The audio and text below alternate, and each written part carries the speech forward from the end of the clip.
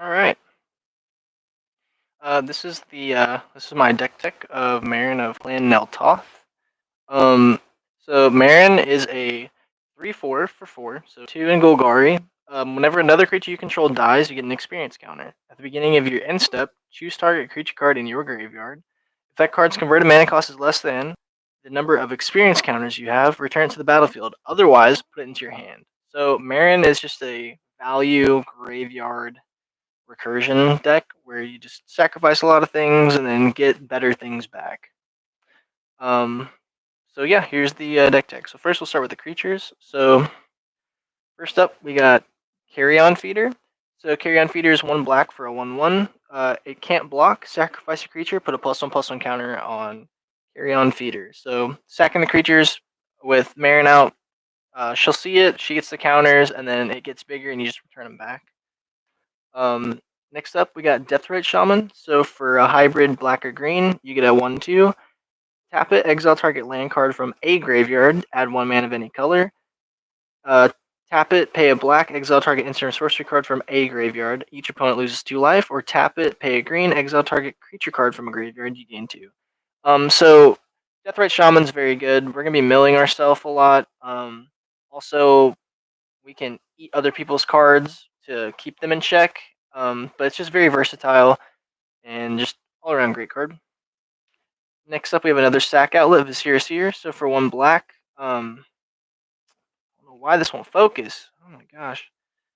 1 black, you get 1/1, sacrifice a creature, scry 1. Helps feed into Meren's ability. Also, we get to scry, fix our draws. Next up, we got Findhorn Elves. So 1 green, you get a 1/1 tap, add a green. Then we got Birds of Paradise. So for 1 green, you get a 0/1 flying creature with tap it, add 1 mana of any color to your mana pool. You know, solid card.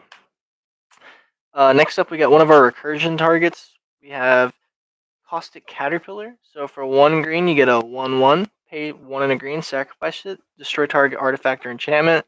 When you sacrifice it, Meren sees it. So essentially, when you use it, Meren will see it. She gets a counter, and then you just destroy something and bring it right back out at the end step. Very, very good target to reanimate. Very good creature card in the deck, period.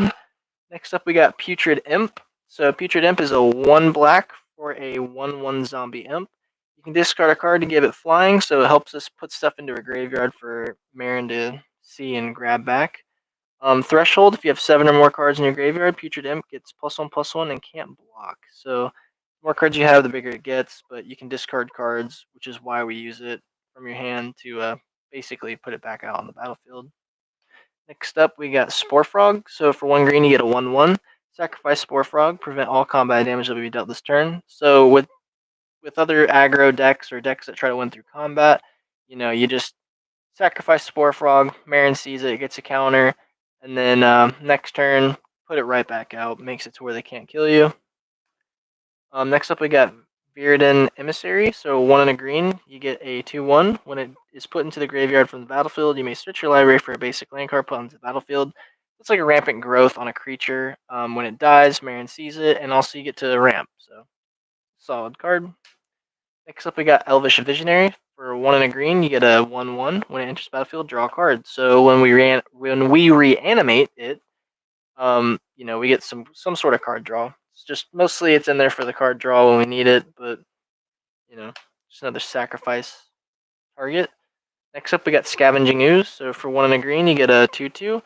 Pay a green, exile target creature card, or exile a card from a graveyard. If it was a creature card, it gets a +1/+1 counter on it, and you gain a life. So, like I said, more stuff to keep other graveyard decks in check. And I mean, if we really need to, we can eat our own things, grow the skews. Next up, we got Blood Artist. So for 1 and a black, you get a 0/1. Whenever a Blood Artist or another creature dies, so it doesn't even have to be yours, it could be anyone's, target player loses a life and you gain a life. So, anyone's trying to play any sort of aristocrats, you're benefiting off of it and you can start pinging them back. If someone has Scoot Swarms out and someone board wipes, shoot everyone, you gain a lot of life. But mostly it's in here because we're going to keep sacrificing our own things, recurring them, and, we get to gain life and ping other people. Next up, we got Steve. So we got Secure a Tri Builder. I altered it to look like a Ninja Turtle, but for whatever reason the camera doesn't like to focus. So one in the green, you get a 1/1. Sacrifice it. Search your library for a basic land card. Put onto the battlefield. Tap. Shuffle your library. When you sacrifice it, Meren will see it, and then you get to return it back. So it's another rampant growth on a creature. So solid card.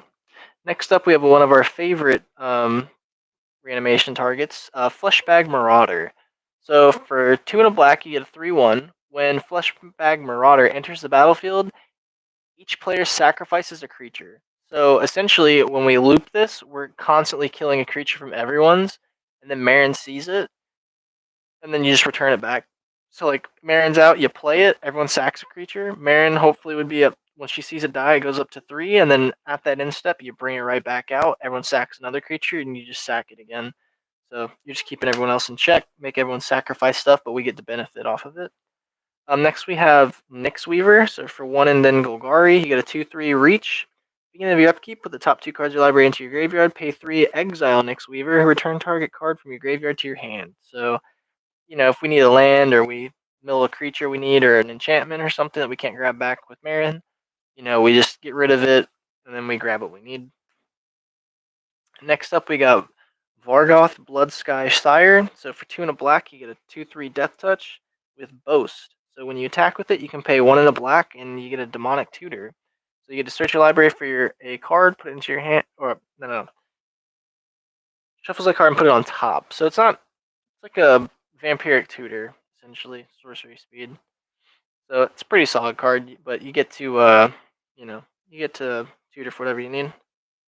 Next up, we got Farhaven Elf, another one of our good reanimation targets with Meren. When it enters, you get to search your library for a basic land card. Put onto the battlefield tapped. We're just ramping, trying to get all our lands out so we don't draw into them. Next up, we got Eternal Witness. So for 1 and 2 green, you get a 2/1. When Eternal Witness enters the battlefield, you may return target card from your graveyard to your hand. We're going to be milling ourselves. Sometimes we mill things we can't grab back, so Eternal Witness lets us grab whatever we need. Next up is Plague Crafter. It's exactly like Fleshbag Marauder. When it enters the battlefield, each player sacrifices a creature or a planeswalker. So Planeswalker clause is relevant. If people don't have creatures and they have planeswalkers, you gotta sack it. So it's another good target for that. And if they can't sacrifice, they discard. So Plague Crafter is strictly better, but they both essentially do the same thing. Next up, we got Solemn Simulacrum. When it enters, you get to search for a basic land, put on the battlefield tapped. When it dies, draw a card. So we really want to keep reanimating this guy. We get so much value out of just looping him. Next up, we got Okami Adversary. For 3 and a green, you get a 2/3 Death Touch. Usually, it's never going to cost 3 and a green. It's going to cost 1 and a green because it's going to cost 2 less because someone will have a green permanent out usually. So usually people run like little mana dorks or whatever, and if they do, he costs 2 less. Whenever it deals combat damage to a player, you get to draw a card. So the 2/3 Death Touch, people don't want to block it, so you just get through and you get to draw a card. Next up, we got Vengevine. Whenever you cast a spell, if it's a second creature spell you cast this turn, return Vengevine from your graveyard to the battlefield. Vengevine is very solid. We're gonna be milling stuff. Sometimes we'll mill Vengevine. Then if we play 2 little creatures, comes right back out. You get a 4/3 with haste that we don't really care if it dies because just rinse and repeat. Next up, Ravenous Chupacabra. One of our better cards again. So for 2 and a black, or 2 and 2 black, you get a 2/2. Whenever it enters, destroy target creature an opponent controls. So, removal spell on a creature that we can keep looping with Meren. Just very solid. Next, we got Grey Merchant of Asphodel. So for 5, you get a 2/4. When it enters the battlefield, each opponent loses X life, where X is your devotion to black, and you gain the life lost this way. So this could be very deadly. If our devotion's 10, each opponent loses 10 and we gain 30. So Grey Merchant of Asphodel is very good. Also, another thing we can keep looping. If we sacrifice it and then return it and then sacrifice it and then return it, you can just keep doing this over and over. Next up's my personal favorite, Mitotic Slime. For 4 and a green, you get a 4/4. When it dies, you get 2/2 green ooze tokens, and when those die, they each create 2 1/1 ooze tokens. So it's like a pyramid going down. So it starts at 4, 2, 1, and just keeps making more and more. Each time one of those creatures dies, it's gonna trigger Meren. So all of these things are potential things we could sack to whatever we need to grow Meren, and then we just play it again. Next up, we got Acidic Slime. Very good recursion target too. 3 and 2 green, Death Touch for a 2/2. When it enters the battlefield, destroy an artifact, enchantment, or a land. Worst case scenario, we're blowing up lands, but I mean, we can loop it if we really need to. Just keep blowing up lands. I mean, usually it's not fun to play against that kind of stuff, but I mean, sometimes there's some oppressive lands that we need to get rid of. Next up, we got Sidisi Undead Vizier. For a 3 and double black, you get a 4/6 Death Touch with Exploit. So when it enters the battlefield, you may sacrifice a creature. You can sacrifice itself to the Exploit, which is always great. When it exploits a creature, you may search your library for a card, put it into your hand. So sometimes we can just play this, sacrifice itself, grab a card we need, and then replay it with Meren, and then exploit again. So, you can just keep abusing Sidisi over and over. And the 4/6 body is very relevant, and it's got Death Touch, so it's just all around good card. Turgid got a Fright, 3 and 2 black, you get a 4/5 Menace. This card will probably wind up coming out, but it does have some synergy with like Plague Crafter, so when they're sacrificing things, you get all the stuff they sacrifice. Also, there's some decks that revolve around sacrificing stuff, so she just kind of says gimme gimme. So she's pretty good. So whenever an opponent sacrifices a non-token permanent or discards a permanent card, you may put that card from a graveyard on. You may put that card from a graveyard onto the battlefield under your control. So it hits their graveyard and comes right to you. So pretty solid card. Next up, we got Shriekmaw. For 4 and a black, you get a 3/2 with Fear. When it enters the battlefield, destroy target non-artifact, non-black creature, or you can evoke it for 1 and a black. This card's pretty good. Another thing, kind of like Ravenous Chupacabra. It's a little more narrow, but it has the evoke. So sometimes it can just be 1 and a black if you need to be mana efficient. Next up, we got Burning Rune Demon. So 4 and 2 black, you get a flying 6/6 demon. When it enters the battlefield, you may search your library for exactly 2 cards not named Burning Rune Demon. So we're playing EDH, so it's 2 cards, period. They have to have different names, so EDH, they're going to have different names.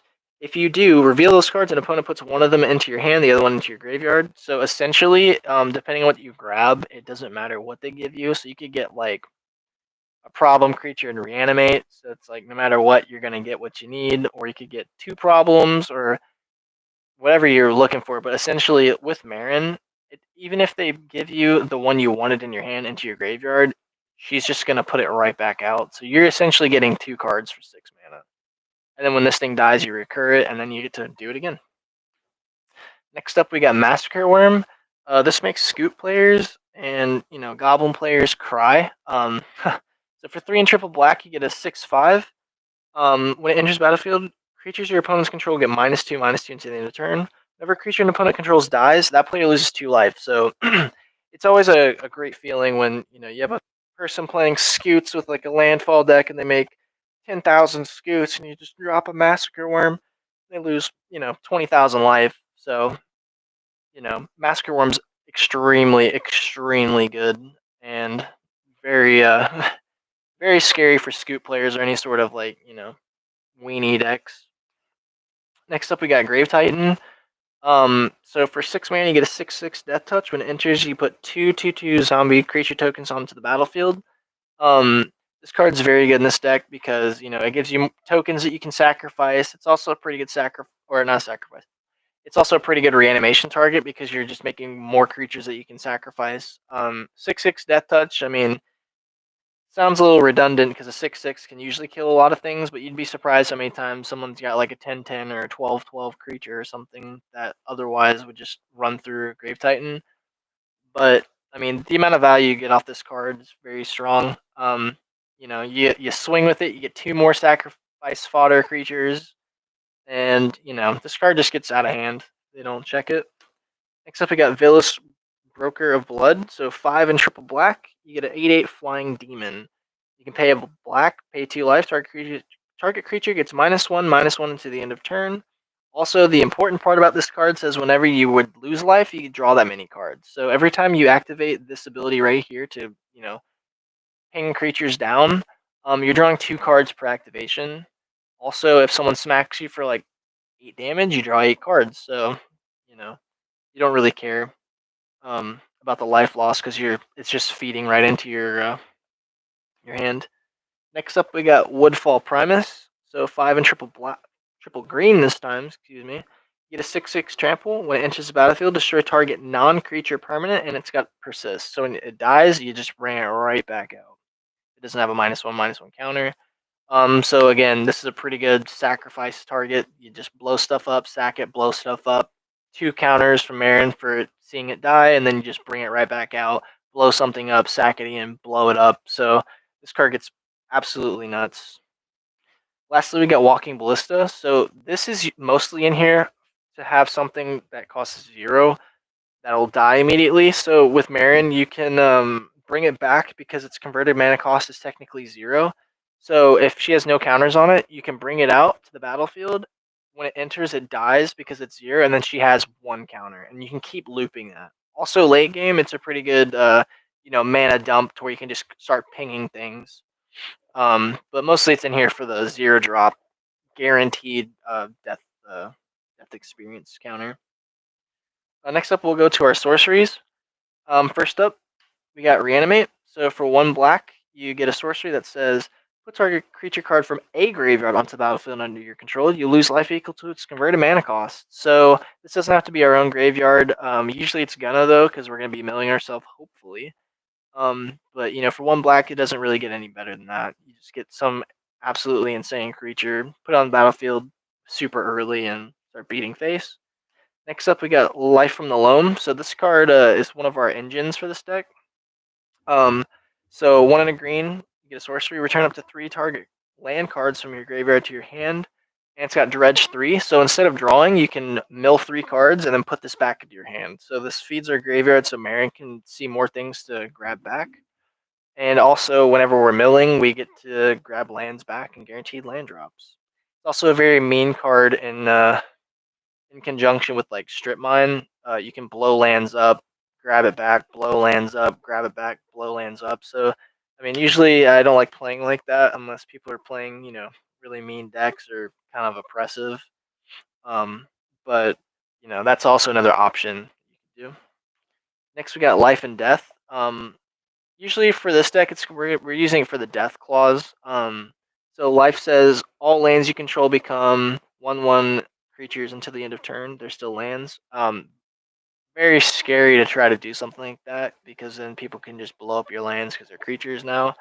But for this deck, we're usually going to cast Death. So return target creature card from your graveyard to the battlefield. You lose life equal to its converted mana cost. So it's basically another Reanimate.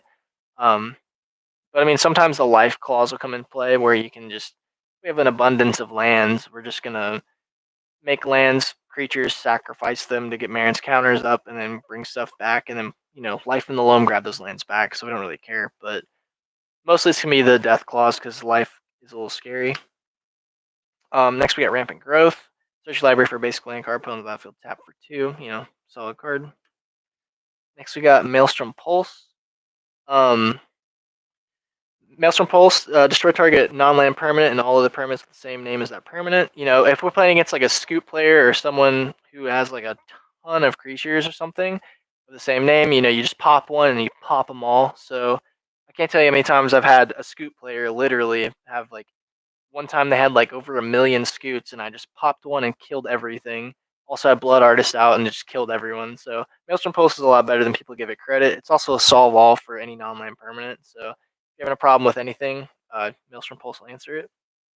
Next up, we got Victimize. So choose 2 target creature cards in your graveyard, sacrifice a creature. If you do, return the chosen cards from the graveyard to the battlefield tapped. So this is a very good card. You sacrifice something you don't really care about, and you get 2 creatures back. So, we're going to be milling big things in there, sacrifice something small, and grab things we want. Next up, we got Toxic Deluge. So this card is a solve all for everything. Any indestructible stuff we don't care about because -1/-1 counters will kill it. But for 2 and a black, you pay X life, and all creatures get -X/-X. And with Meren out, she sees all of them die. And then, I mean, you get the counters. She'll probably die too, but you get to grab stuff back. Next up, we got Dread Return. So for 2 and 2 black, return target creature card from your graveyard to the battlefield, and then you have flashback, sacrificing 3 creatures, and you can do it again. So the flashback's also important because Meren sees you sacrifice those creatures, it goes up even more, you get something, and then at the end of that turn, you get something again. So, very good card. Flashback's also relevant. Very solid card. Next up, we have one of our win conditions, Rise of the Dark Realms. 7 and 2 black. Put all creature cards from all graveyards onto the battlefield under your control. So if games go super long, this card is kind of like a closeout to where you grab everything, and usually people can't do anything because you get to abuse all their ETB effects. You get everything that you've had, everything that they've had. Everything's out. So they have 1 turn to solve it, or you kill everyone. And then lastly was one of my favorite cards. We got Torment of Hailfire. So X and 2 black. Repeat the following process X times. Each opponent loses 3 life unless that player sacrifices an online permanent or discards a card. If we have the God of Fright out, where they sacrifice something or discard something, it comes under our control. This card's just even more devastating for them. But Torment of Hailfire usually closes out games every time I've played it. X is usually like 8 or 9, and you just 9, 18, 20, like 27 life from that alone if they don't have anything to sacrifice is very good. Next up, we got our instance, so we'll have Entomb.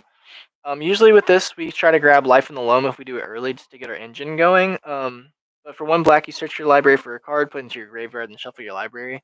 So I usually go for that, or if I have Meren out with a lot of counters on it, if I need something like a Massacre Worm, I'll just grab Massacre Worm, go to my end step, put it out, and kill everything. So Entomb is very versatile and very solid card. Next, we got Dark Ritual for 1 black. It's an instant. You add 3 black to your mana pool. Lets us get big things out a lot quicker than we should. So, very solid card. Next, we got Abrupt Decay. For a black and a green, it's an instant. It can't be countered. Destroy target non-land permanent. Converted mana cost 3 or less. The fact that it can't be countered is very good. Gets rid of any sort of problem that we're facing. Really, literally solves anything that's not a land that's 3 or less. Can't be countered. So, Assassin's Trophy, 1 black, 1 green. This literally solves any problem, including lands. So if there's a land that's threatening to get rid of our graveyard or something, we can get rid of that. I mean, they get a basic land, but at the end of the day, we're just trying to get rid of whatever problem's gonna threaten to shut us down. But for Golgari, you destroy a target permanent an opponent controls. Its controller may search their library for a basic land, put it onto the battlefield, then shuffle their library. So this card's very solid, solves any problem we're facing. Next up, we got Grizzly Salvage. So for a black and a green, reveal the top 5 cards of your library, put a creature or land from among them into your hand, the rest in your graveyard. This fuels Meren and lets us, pick something we need from the 5. Now we're going to go to our... Let me get rid of some of these cards. It's a little too high, but it's focusing now. We're going to go to our artifacts. So first artifact we got is Skull Clamp. Skull Clamp is very good in this deck. We're going to be sacrificing things. So every time we sacrifice it, not only do we get some sort of reward from sacrificing it, but Meren will see it, and we get to draw 2 cards. So, Skull Clamp is very good in this deck. Next up, we got Soul Ring. 1 generic adds 2 generic. Very good. Next, we got Expedition Map. This lets us get things like Strip Mine or Urborg or Phyrexian Tower, or if we really need it, like Bajuka Bog. This lets us get any of our lands that we really need at any given time, just so we can, solve a problem or, speed our own engine up. Next, we got Lightning Greaves. This is strictly for Meren. We really want to keep her out because we don't care if people kill anything else because we just get it right back. But for 2, 2 and equip for 0. Equip creature has haste and shroud, so if we can get that on Meren as fast as possible, we just get so much value out of it, and there's not really anything they can do about it. Next up, we got Arcane Signet. 2 adds a green or a black because we're playing Meren. We got Swiftfoot Boots. These are also going to hopefully go on Meren. Shut Protector, get our engine going. Next, we got Alter Dementia. Sacrifice a creature. Target player puts the top cards of the library into the graveyard where X is equal to that creature's power.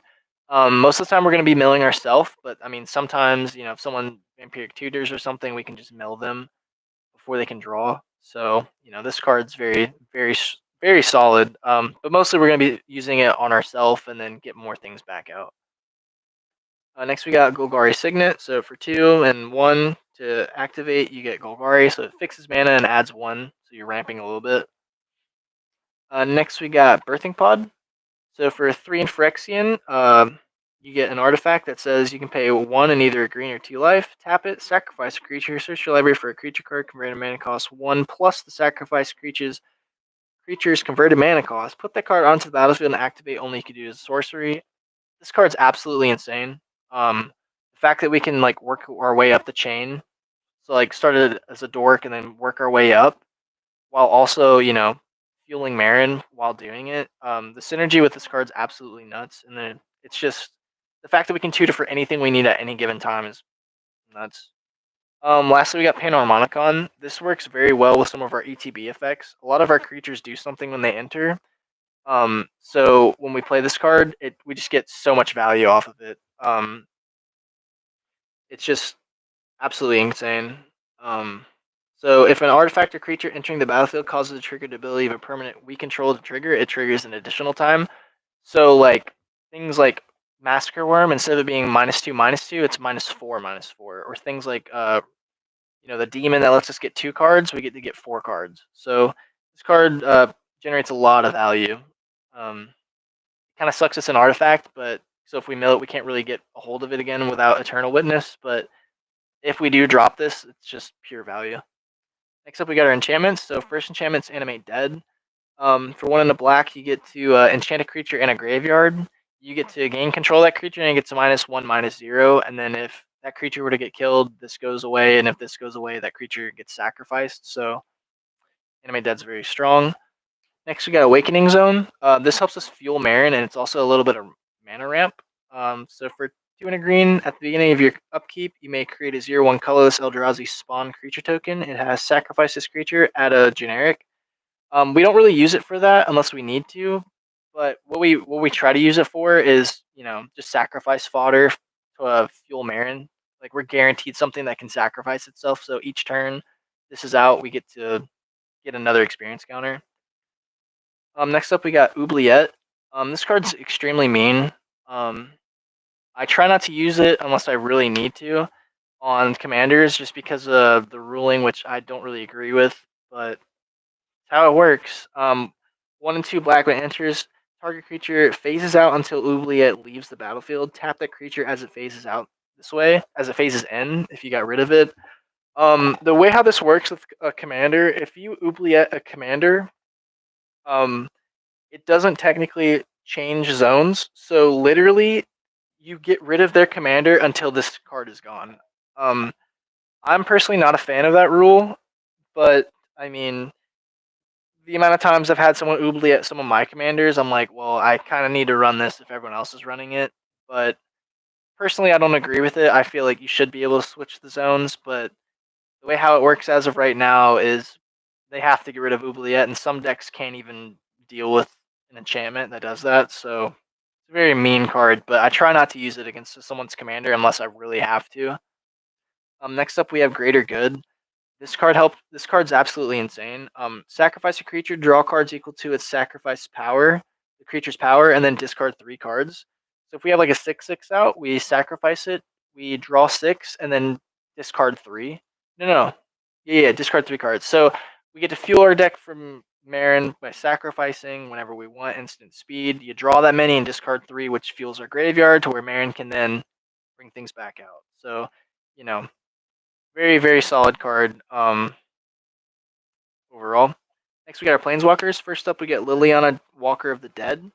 So for 2 and 2 black, you get a 4 loyalty Planeswalker. +1, each player discards a card, and each opponent who can't loses 3 life. This fuels our God of Fright again. If they discard anything, we get it out on our side for free. -3, target creature gets -X to the end of turn, where X is the number of cards in your graveyard. Our deck is a graveyard deck. It's literally a spot removal card for anything, even if they're indestructible. -X gets around that. The -7, if you get an emblem at the beginning of combat on your turn, put target creature card from a graveyard onto the battlefield under your control, gains haste. It's just a permanent Meren trigger, but it's for any graveyard. Next up, we got Liliana, Death's Majesty. So for 3 and 2 black, you get a Planeswalker with 5 loyalty. +1, create a 2/2 black creature. Create a 2/2 black zombie creature token. Put the top 2 cards of your library into your graveyard. So she fuels our graveyard and gives us creatures to sacrifice or protect herself. -3, return target creature card from your graveyard to the battlefield. That creature is a black zombie in addition to its other types. It's just a reanimation. -2. It's very, very solid. -7, destroy all non-zombie creatures.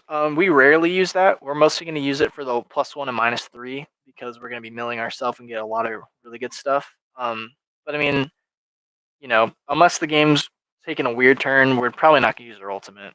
But overall, she's very, very solid. Get rid of some of these. All right, now we're going to go to the lands. So first up, we got Strip Mine. Very mean card to loop with Life from the Loam, but this gets rid of lands that are threatening to get rid of our graveyard. Also, if we want to loop it, we can keep blowing up lands. I try not to do that, but sometimes if people are trying to play an impressive deck or something, I can keep them in check with it. Next up, we got Urborg. This makes every land a swamp in addition to its other types. This fixes our mana and also makes it to where things like Strip Mine tap for mana. Castle Lochwain. When it's battlefield, it enters tapped unless you control a swamp. It taps to add a black. Pay 1 and 2 black, draw a card, then you lose life equal to the number of cards in your hand. So if we run out of gas, this card will help us draw more cards. So very solid card. Next up, we got Phyrexian Tower. Taps to add a generic, or we can tap, sacrifice a creature, add 2 black. So this helps us sacrifice more things for Meren, and it ramps us because it adds 2 now. So the synergy with this card is very good. Next up, we got Bajuka Bog. This lets us exile another player's graveyard. If we're playing against another Meren deck or another graveyard deck that revolves heavily around their graveyard, this gets rid of it, and that's usually enough to put them back significantly. Next up, we got Slitherbore Pathway. So it's a green-black flip land. If we need green at the time, keep it on green. If we need black, flip it to black. Next, we got Fabled Passage. This is like a budget fetch land. Search for your library for a basic land. If we have 4 or more of the lands, it enters untapped. Otherwise, it's tapped. So it's kind of a better Evolving Wilds if it's later in the game. Next, we got Llanowar Waste. It's a pain land. We need the green or the black really bad. We can take a damage to grab it. Otherwise, we can just add generic for free. Next, we got Woodland Cemetery. It's a check land. If we have a swamp or a forest, it comes out untapped. Next, we got Command Tower. Adds a green or a black to our mana pool. Commander staple. Then we have Overgrown Tomb. Shock land if we need to pay 2 to have it untapped when we need it. We can pay 2, otherwise it comes in tapped. Next we got Undergrowth Stadium. This card's very good. It's like a dual land. We can't tutor for it, but or search for it with a fetch land. But essentially, if it's in our hand, it does the same thing as a dual land. Next we have Field of Ruin. This lets us, blow up another land if we need to get rid of it if it's oppressing us. Then it lets us all get, basic lands. This helps us check oppressive lands. Then we have Command Beacon. Command Beacon helps us with command attacks around Meren. Usually, if you're playing at a table, people are going to kill Meren because they're going to understand how it works. So if she's died like 3 or 4 times, it gets a little expensive to play her. So if we get Command Beacon, we can put her into our hand and pay 4 to play her. So it makes it to where it's a little more manageable. After that, we run 1, 2, 3, 4, 5, 6, 7, 8, 9, 10, 11 forests. We got 11 forests, and then we have 1, 2, 3, 4, 5, 6, 7, 8, 9, 10, 11 swamps. So yeah, that is the that's the deck tech. I hope you guys enjoyed the video. Trying to get this camera to focus more, but yeah, that is my Meren of Clan Nel Toth deck tech, and you guys enjoyed it.